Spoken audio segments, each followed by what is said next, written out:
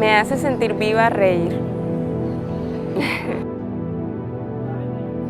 Cada vez que yo enseño sobre mi cultura, me siento más vivo. Escuchar el sonido de las aves, sentir la naturaleza. Ser yo misma. La brisa cuando camino. La música. A mí me hace sentir vivo tener sueños.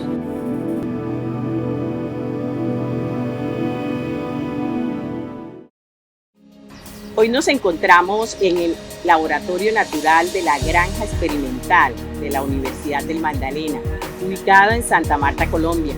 Hemos invitado al profesor Guillermo Ceballos Ospina. Bienvenido a Más Vente Sano.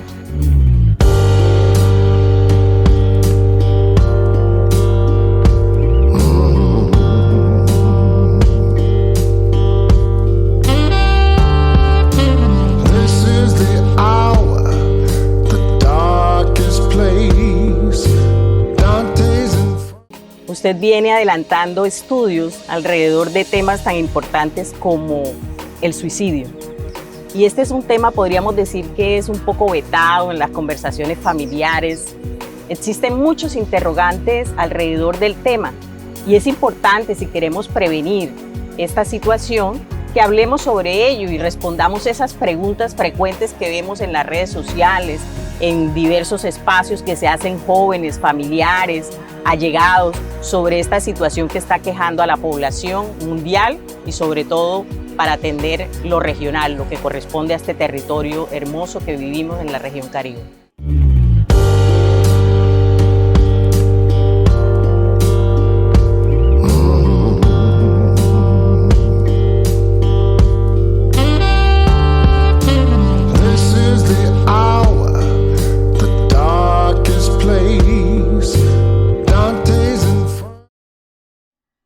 Guillermo, la pregunta más frecuente que se hacen los padres, los adolescentes, inclusive hasta los niños, es si se puede evitar el suicidio. ¿Qué nos podrías decir acerca de esto? Bueno, primero debemos partir que el suicidio es algo multicausal, o sea, no es una sola causa. Si bien el suicidio ha existido toda la vida y existirá de por siempre, sí es posible prevenirlo.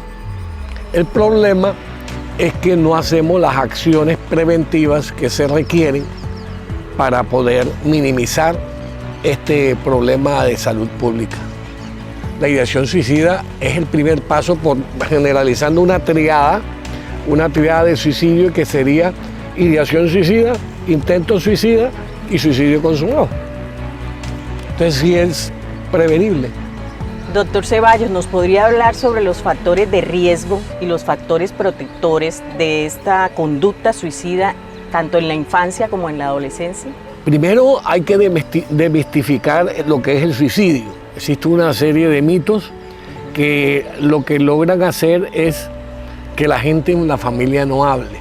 Entonces, cuando hablamos de factores protectores y factores de riesgo, es lo opuesto. O sea, si yo ahora te hablo de los factores protectores, lo contrario venía siendo los factores de riesgo, ¿te parece? Claro que Entonces, sí. los factores de protectores es haber tenido una infancia feliz. Cuando hablamos de feliz no quiere decir económica, sino un bienestar psico-biosocial, donde los niños y las relaciones familiares con sus padres y el entorno de su familia sea muy bueno, lo mismo en los colegios. Que sepan habilidades, adquieran habilidades prosociales, que permitan que el niño ante cualquier inconveniente que tenga pueda acercarse a alguien. La parte emocional sería lograr que los jóvenes, nuestros niños, tengan una buena autoestima. Impulsarlos a su buen autoconcepto, porque ha estado muy relacionado la baja autoestima a la ideación y al suicidio consumado. Indudablemente hay problemas mentales también que son factores de riesgo que hay que prevenir, como la esquizofrenia, cualquier tipo de problema mental que se tenga, la depresión, la ansiedad, son factores que han demostrado ser predisponentes, entonces hay que controlarlo, detectarlo. El problema con los niños y con los adolescentes, sobre todo en adolescentes, es que dado su efervescencia hormonal fisiológica hace que uno no sepa distinguir muchas conductas de ellos, pero sí es posible con un conocimiento previo que no es nada extraordinario, es un conocimiento que todos podemos adquirir, cualquier persona del común puede adquirirlo y ayudar a detectar estos casos.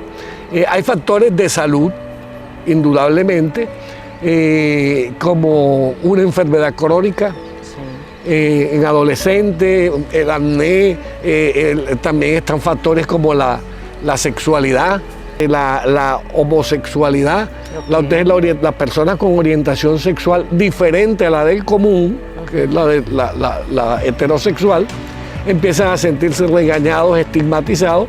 Entonces este es otro factor que puede proteger o puede predisponer al suicidio.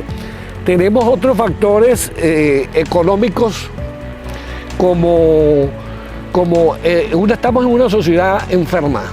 Eso indudablemente es una sociedad enferma que viene desde cuando yo estudiaba pregrado por allá en los años 70 y supongo que desde mucho antes, perdón. Entonces es una sociedad enferma y donde ahora el consumismo es lo que predomina. Entonces cuando estamos en consumismo vemos a unas modas y unos niños que son privilegiados socialmente, socioeconómicamente hablando, que tienen acceso a los últimos celulares, a las últimas ropas de marca, zapatos y no sé qué. Entonces nosotros niños menos privilegiados con las redes sociales ven todo este tipo de cosas y piensan, yo por qué no lo puedo tener o me siento menos por tenerlo. Entonces eso va derivando hasta que podría provocar una ideación y desbocar luego en un intento o en suicidio consumado. Además, debemos tener en cuenta que algo que nos favorece con los niños, que no se suiciden ni los niños ni los animales. No es que estén comparando al niño con un animal, pero es que se da en la vida. Su proceso cognitivo está en formación. Entonces ellos no saben determinar qué es un suicidio, qué es la muerte ni siquiera. Eso es como el padre se va para el trabajo o regresa, ellos ven que se perdió de su plano, luego regresa y vuelve y lo ve. Entonces ellos consideran la muerte así. Entonces ellos no piensan en el suicidio. En cambio los adolescentes, que ya el proceso de cognición está mucho más avanzado, ellos sí empiezan a pensar eso por el dolor psicológico o físico que tiene una persona que busca ese tipo de solución indudablemente no adecuada.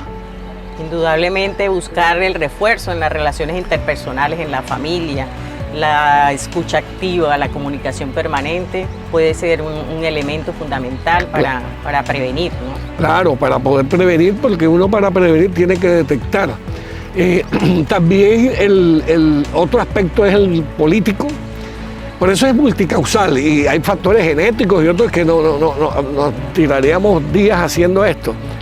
Esta charla amena, que gracias por compartir, pero el factor político, estos países, el nuestro por lo menos, para no generalizar, pero en Latinoamérica podía hacerse generalización, no hay una política de Estado sobre prevención del suicidio.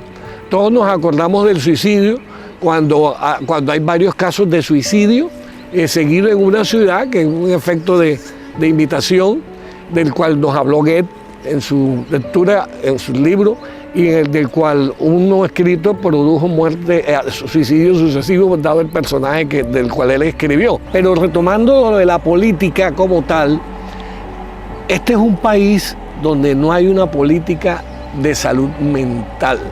No hay mucho menos hay una política de prevención del suicidio. Como decía, que nos llevó hasta Alemania, Goethe, te decía, eso lo que nos hace es pensar de que se hacen políticas de gobierno. Una esposa de un presidente, la esposa de un ministro, de un gobernador o una alcaldía o distrito, hace un año o unos meses de prevención de algo, el suicidio, del abuso sexual, del acoso escolar, etcétera, etcétera, pero no hay una política de Estado que te marque y que implemente, obligue a implementar en los colegios, en las universidades, en las comunidades, un programa de verdadera prevención mental. Entonces la política nos falta mucho y así hay un sinnúmero de factores que inciden en poder hacer una buena prevención del suicidio. A mí me hace sentir viva mi familia. Poder lograr todo lo que me proponga. Que tengo amor por mí y seguir mis proyectos, eso me hace sentir vivo, tener un propósito en mi vida. Y para cerrar un poco, Guillermo, unos tips claves. Los chicos, los adolescentes están esperando respuestas permanentemente. ¿Qué podríamos decirles a ellos, esos tips que nos pueden ayudar para prevenir? Te podría decir los tips, primero la familia. Volver a esa célula que yo me acuerdo, que antes se decía la familia es la célula de la célula de la sociedad. La familia está desintegrada. Personas de muchas parejas, muchos hijos con diferentes madres, padres, etcétera, etcétera. Eso influye si la persona no es responsable, y no solamente económicamente, sino en el cariño y en el amor hacia sus hijos. Pero también tenemos como tip que los colegios, las escuelas, los barrios, las universidades, cada salón del colegio tenga, como decir, un guía, un monitor, con ese guía que yo te digo que se forma en cada curso y después se hace una reunión de guía, pero todos obviamente capacitados. Y con los estudiantes, cada día con los estudiantes, para decirles, se les habla del suicidio y todos estos ya están, digamos, que si no concientizados, por lo menos conocimiento del tema, conocimiento que eso no es tabú, conocimiento que eso es algo que nos puede pasar a cualquiera y que nosotros debemos buscar ayuda.